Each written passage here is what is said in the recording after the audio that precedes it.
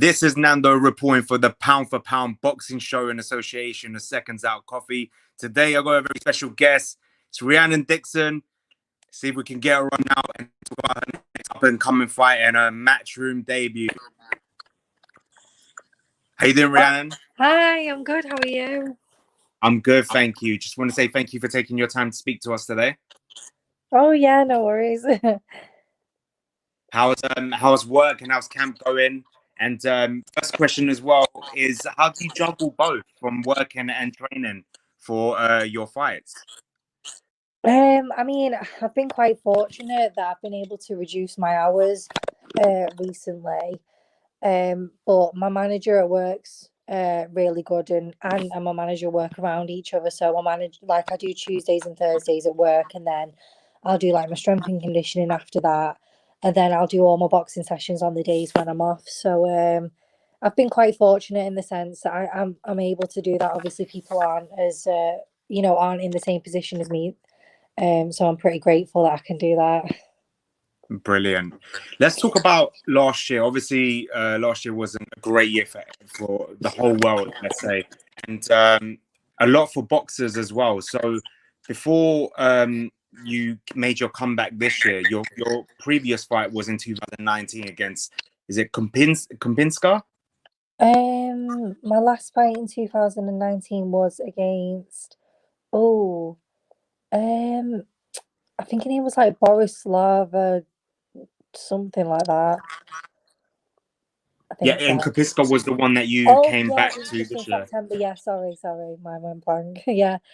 And my question is, how did you stay determined through all of that? Because obviously some boxers came back, they were fighting in empty arenas, but I'm sure obviously your opportunity didn't come last year. How did you stay determined and mentally strong to say, you know what, my opportunity is going to come? Well, I was given dates all the way throughout the year, really. So they were like, "Oh, February, you're definitely fighting on this show," and then I didn't get put on it. And there was like loads of dates throughout the year that I was given, and then not put on the show. So I was always kind of like in a camp thinking, "Yeah, I'm working towards this date," and then that date come, and then they were like, "Oh, it doesn't matter about that because we're working towards this date." So I was basically in a camp from like January through to September when I actually fought. Um, and me and Ant were joking the other day because someone put up a post where his last fight was like November 2019. I said to him, "Oh my God, we nearly been out the ring the same amount of time." I was like, "You should make a comeback." But yeah, no, I don't think he's going to be doing that anytime soon. Um, so it was quite easy for me to stay motivated because I was always being given dates. And obviously, it was a bit disheartening when the dates came and went, but they were always putting another date in front of me to work towards. Um, so I think that's how I kind of got through it. And then obviously, with the September 12th date, I thought, "Oh, I'm already fighting on October 9th anyway." And then that came, and then obviously, my opponent pulled out. Um, and then now I've been given the date on December 18th. So I'm really looking forward to that. It hasn't been a bad year for you. So you signed for Matchroom and now you're fighting in Manchester, Chisora Parker 2. Just tell us your feeling when you first heard about the Matchroom deal, and then obviously being told that your Matchroom debut is going to be in Manchester December 18th. And well, Eddie followed me on Instagram like a few well, when the deal was happening, I was like print screening it and sending it to like my boyfriend Ross going, "Oh my God, it's actually happening." And then it was made official. And yeah, it's like a dream come true. Like everyone kind of wants to get on that. You know, whenever you start boxing, you think, "Oh, I'll never get to that stage." And you watch people who were on, Sky, Matchroom, like DAZN, and you think, "Oh, I'd love to do that." And then now it's going to be May. And obviously, I was buzzing when they said, you'll be fighting on October 9th, and it was going to be with Natasha as well. So it was both of us working towards the same fight date, which was great. But obviously that fell through, and then now it's December 18th in Manchester on Chisora Parker. And obviously, because I'm from Warrington, Liverpool and Manchester are both really local to me. So yeah, I just can't wait. I can't wait to go out and perform on a platform like that and just show everyone that like what I'm capable of, really. Because obviously me and Anne and the people who we train with know what I can do. But obviously I've never been on, you know, like a huge platform like that to showcase it. So obviously yesterday was the first press conference with Chisora Parker. Have you got used to the limelight yet? Are you used to getting these interviews, being in front of the camera and stuff? How do you prepare? Do you get nervous before you do them? Oh, I get so nervous. Like before the Liverpool show, like Eddie was like, right, come on, Rhiannon, and I'll get your picture, and like we'll shake hands. And I was like, you don't want to shake my hand. And he was like, what? No. I gave him my hand, it was so sweaty. And I ran over to Hannah after it, and I was like, oh my God, I'm so embarrassed. I was like, feel my hand. I was like, he's just touched my sweaty hand because I'm so nervous. But yeah, earlier on, like one of my good friends, Mark Baldwin, he put me in touch with loads of people, and I had loads of interviews earlier on in my like when I first started boxing, and I kind of got used to it then. But obviously, it's like a completely different thing being at them press conferences, being on a table, and them mics, and he sat behind you, so it's like it's rude to not turn around and speak to him, but Yeah. the mic's in front, so I'm kind of like looking like I've got like a twitch or something. But no, I still get really nervous for it. And I always say to Ant after it, like, was that okay? Did I come across fine? Like, I don't want to look weird or anything. And he's like, no, you're fine. You're getting better at it. So I don't think it's something that I'll ever get used to. Hopefully I get better at it, because I feel like when I'm talking, I'm not even thinking about what I'm saying. I'm just like, blah, blah, blah, blah, blah, blah. And then I think, oh, I should have said this or I should have said that. So hopefully I get used to them and I get better at them, but I don't see that happening anytime soon. But that's what the fans want. They want you to be yourself. They don't want you to overthink it and maybe have a script in your mind. Whatever comes to your mind, just say it. Like they want to see the real Rhiannon Dixon, not someone that, you know, has kind of like before the interview what to say. And that's why the fans will love you. Yeah, true. But unfortunately, like I do swear a lot, and my mum will crucify me if I swear on like Matchroom or something like that. So I'm like thinking like, don't swear, don't swear, don't swear, don't swear. Like don't get too excited. Pardon? Oh, did he swear? Oh yeah. When does he not?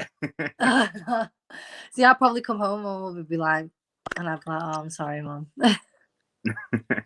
You mentioned Anthony, so let's talk about former world champion Anthony Crolla.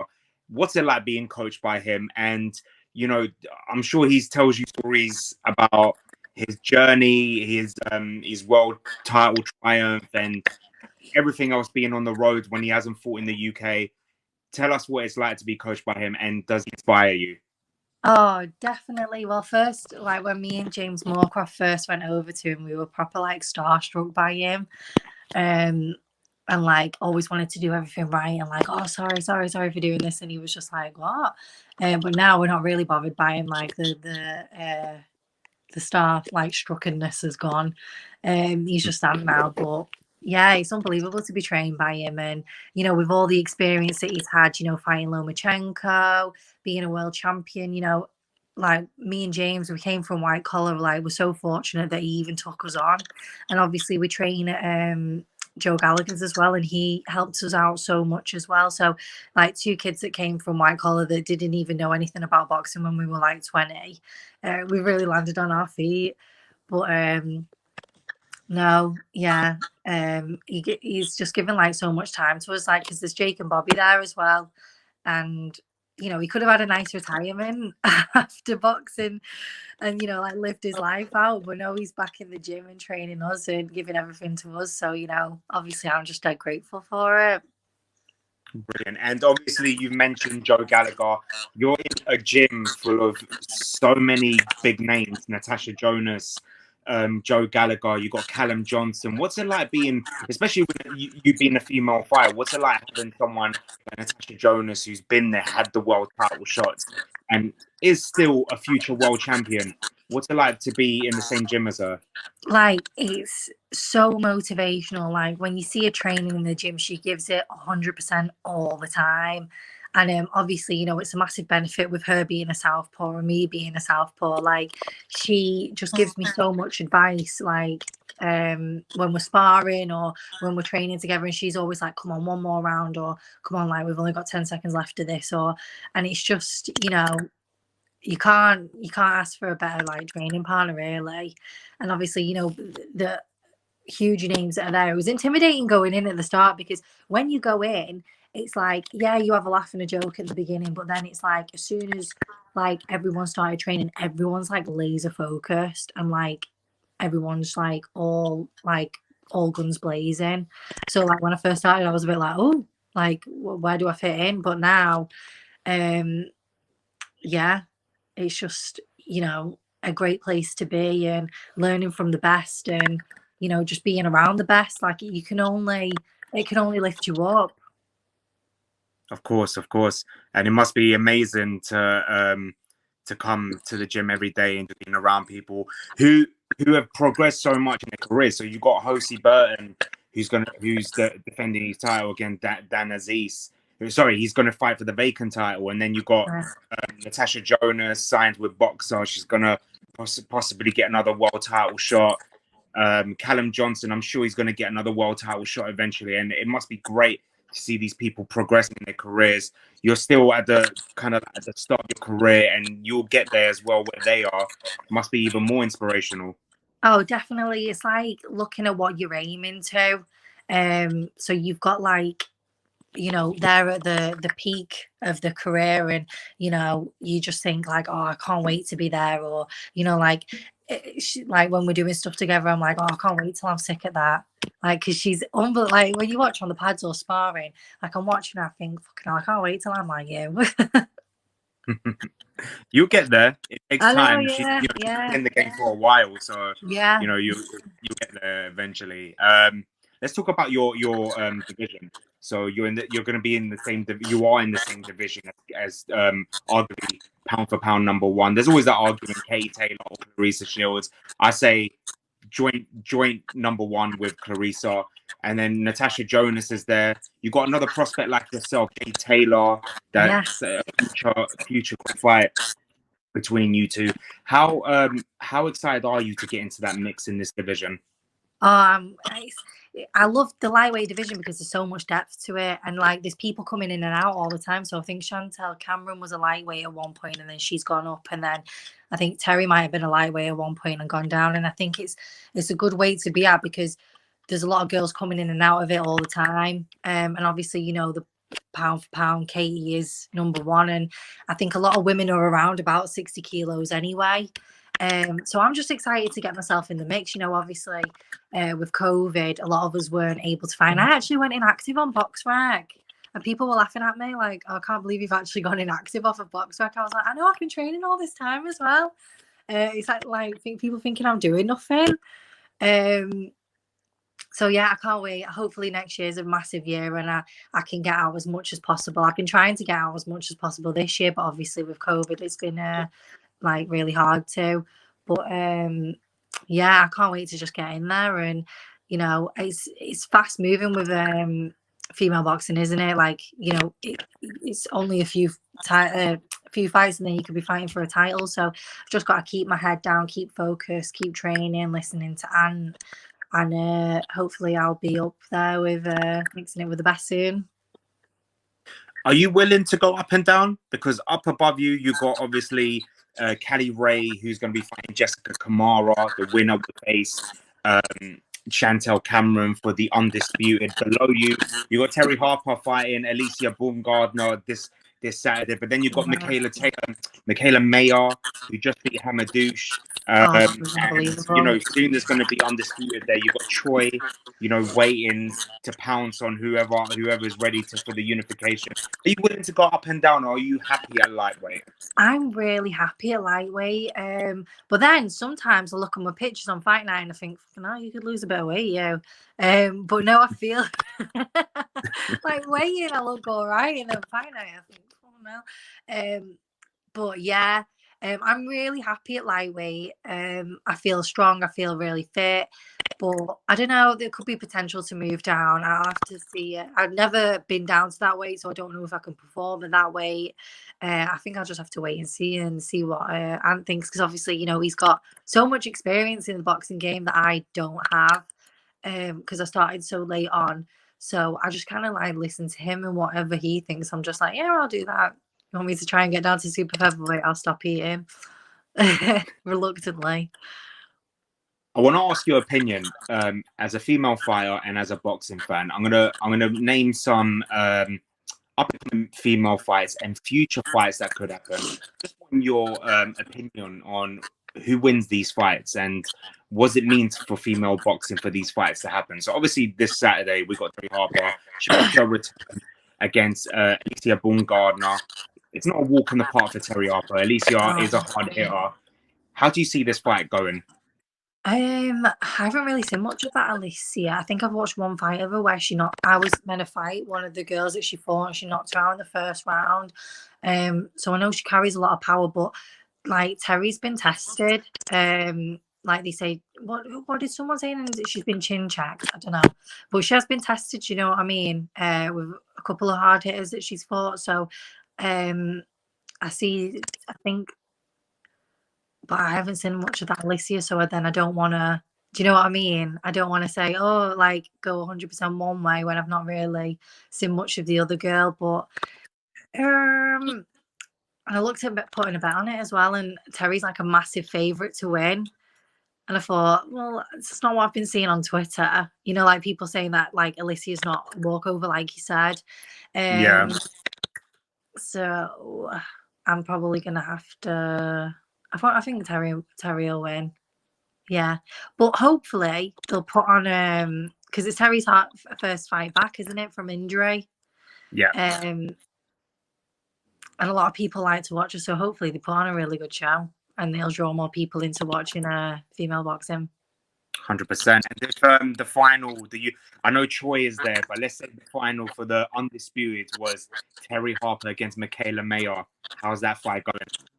Oh, that one is very, very, very tricky, because I watched Michaela on against that Hamadouche, and she put a tweet out saying like, all you girls at super lightweight need to say like thanks for me for getting rid of Hamadouche. And I thought, yeah, maybe they do, because she's he's a good fighter, Hamadouche, and that's contender for fight of the year, that fight. Yeah, unbelievable. Because they stood toe to toe. Yeah. I can't call that one. I honestly can't call that one. No, we'll have to see what Terry's performance is like this weekend. 100%. There's one that she called her out, and I would love to see this fight. Ellie Scotty versus Ebony Bridges. Oh, I love both of them. Oh, I know. I was saying to Ross, like, why do they have to be in the same weight class? Because I love them both. Like Ebony, I think did she say something about like a feather fist or something? Yeah. Because I saw Ellie put something like, "Oh, I'll show you what these feather fists can do," and I was like, "Oh my god, what's happened? What have I missed?" Like, has Ebony said something? I don't want to comment on that one. I can't. I'm too close to them. Both of them. They probably think fucking bitch why she's not saying me. But no, I really. But no, I don't think I can comment. I really, really, really like them both. I don't want to watch them fight because I like them both so much. So yeah, I won't say what I think on that one. The ultimate one that everyone wants: Clarissa Shields, Savannah Marshall. Oh, Savannah, all day. Savannah. Yeah. Pardon? Is she stopping her? Oh, I don't know. I don't know whether she. I think Savannah is unbelievable. Like, I remember watching her against, I think it was when she won her first world title, and I sat with Ross, and Ross was like literally into like watching it, like he's into watching the boys boxing, and he was like, she's an unbelievable athlete, and I've sparred her, and she's mint. And she obviously carries so much power with, like a record. But I don't think she'll knock her out. But I think she'll win, definitely, and she better win, because I'm a massive, massive, massive Savannah fan. hopefully that fight can be made. Another one, I spoke to Rick Moss the other day, and he literally went in on Katie Taylor. He said that they offered the fight against Jessica McCaskill. He said that they'll defend her undisputed belts instead of Katie's. If that fight happened, who wins? Katie Taylor against Jessica McCaskill. Is it at welterweight? It Or will would be it at be welterweight. at welterweight? Could Katie perform at welterweight? Because she's so fast. Do you know what? I've been trying to look for the Jessica McCaskill versus Katie Taylor fight, and I can't find it anywhere. Like, was it not recorded, or because people were I'm saying sure that it was on Sky, 100%. I need to try and find it. I don't know how Katie will perform at welterweight, but I think she seems like she might be starting to slow down a little bit, you know, with how fast she is. But if it was a lightweight, I'd still put my money on Katie just because she's so in and out and all the time. I haven't really seen much of Jessica McCaskill. I don't think I watched her against Celia Brockhouse. But I'd still probably go Katie Taylor. It'll be a brilliant fight. Her against Serrano, her against Jessica McCaskill, even against Chantel Cameron. I think it'll be a great fight, whoever she fights. Oh yeah, definitely. Who's she meant to be fighting on December 11th? Have they announced that yet? That's what Rick Ramos was laying into her for, because it's like she's just going to fight another bum where she should be fighting someone like Jessica, Yeah. like Serrano, someone like Natasha Jonas, but it hasn't been announced yet. Could Jessica McCaskill go back down to lightweight for December? I think that's what the original offer was from Rick Ramos and his team, but they even said if she wants, we can defend our undisputed. We don't mind. So, but he's saying that Katie's team is avoiding it. So, I would love that because she seems to go for it. That would be really good. Jessica McCaskill versus Chantel Cameron would be good. He said that as well. He said if Cameron wins the undisputed, they don't mind fighting undisputed versus undisputed. They will love that. Oh my God, they want anyone and everyone, don't they? Yeah. He wants to prove that Jessica's the best female fighter out there. So they want to fight anyone. Oh. But it'll be a great fight, whoever they fight. It'll be unbelievable. Definitely. Before I let you go, do you have a message for the fans that are going to be tuning in on December 18th and traveling to Manchester to come see you fight? Over the last few days, I've been given so much love on social media. I can't believe it, because I had an interview after the press conference and they were saying like, what are you going to do to promote yourself? And I was like, I hate going on social media just because like whenever I put something up, there's always like someone saying something negative about it. And I said like on one video I got called Jimmy Bullard, like saying someone said I saw that. I don't understand how. I don't see that. I don't. But like now, because everyone's seen that and they're like, oh, don't listen to all these people. You don't look like him. And I was thinking, oh my God, I might start posting stuff more often. But yeah, I can't thank all the people who've been saying such nice things to me over the past few days. Honestly, it's giving me like such a new like energy going to training and stuff. And obviously, you know, everyone who's bought tickets, the people who've bought tickets have always supported me from when I was on like small hall shows. So I can't thank them enough. And all my family and friends who always give me love all the time. And, you know, hopefully I do everyone proud on December 18th and put on a good show. I'm sure you will. And what can we expect on December 18th? Oh, fireworks. No. Like on my last fight, I was like focusing on my footwork, but I want to get back to like all my head movement and coming forward and being aggressive again. That's my style, and I do really like it.